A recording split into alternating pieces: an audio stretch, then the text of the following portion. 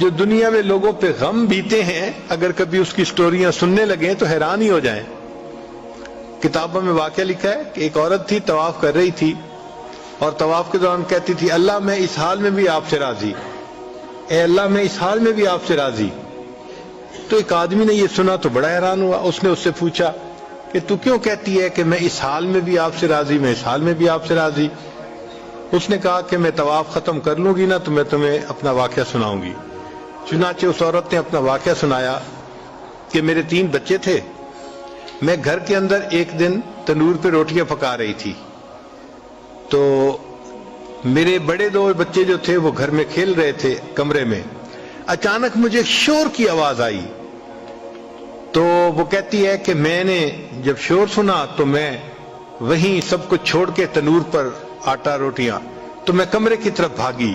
جب کمرے گئی تو میں نے ایک عجیب تماشا دیکھا کہ اس سے 1-2 دن پہلے میرے خاوند نے گھر میں بکری کو ذبح کیا تھا اور جس چھری سے بکری کو ذبح کیا تھا وہ اس نے کمرے میں رکھی تھی۔ تو میرے دونوں بچے کھیلتے کھیلتے ان میں سے ایک نے دوسرے کو کہا کہ تمہیں پتہ ہے کہ ابو نے بکری کو کیسے ذبح کیا تھا؟ تو وہ دوسرا کہتا ہے مجھے تو نہیں پتا۔ وہ کہتے اچھا آؤ میں تمہیں بتاتا ہوں کہ کیسے ابو نے ذبح کیا تھا۔ تو میرا درمیان والا بیٹا جو تھا وہ زمین پر لیٹ گیا اور بڑے لڑکے نے اس چھری کو اٹھا لیا۔ اب وہ چھوٹا بچہ تھا اور اس کو پتہ نہیں تھا کہ چھری کتنی تیز ہے، چنانچہ اس نے اس کے گلے پہ جو چھری چلائی تو گلا تو فوراً کٹ گیا اور خون کا فوارہ چھوٹنے لگا۔ اب جب خون نکلا تو شور ہوا اور میں بھاگی ہوئی آئی تو میں نے دیکھا کہ میرا بچہ خون میں لت پت پڑا تھا اور اس کی جان نکل چکی تھی۔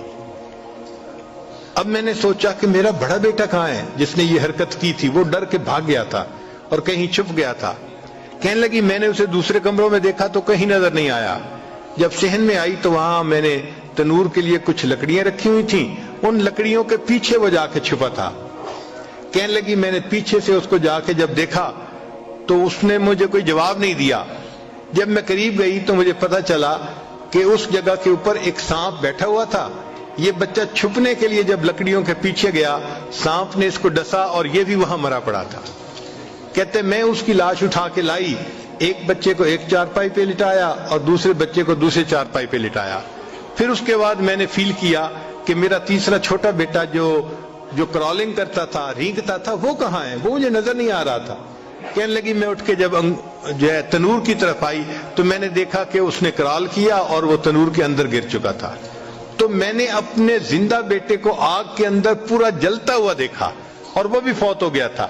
تو میں نے تینوں بیٹوں کی لاشوں کو چارپائی پہ رکھا، پھر ان کو نہلایا، ان کو کفن دیے۔ جب تینوں کے جنازے ایک دن میں گھر سے نکلے تو میں عمرے کے ارادے سے آ گئی۔ اب میں طواف کر رہی ہوں اور اپنے اللہ کو کہہ رہی ہوں اے اللہ میں اس حال میں بھی آپ سے راضی ہوں۔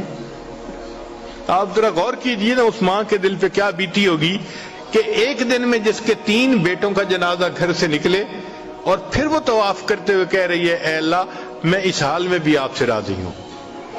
تو ہم نے کہاں غم دیکھے ہیں، کہاں تکلیفیں دیکھی ہیں؟ ہم نے نہیں دیکھی۔ ہمیں تو اللہ نے بہت سہولت کی زندگی دی ہے، بہت آسانیوں کی زندگی دی ہے۔ ہم تو جتنا شکر ادا کریں اتنا کم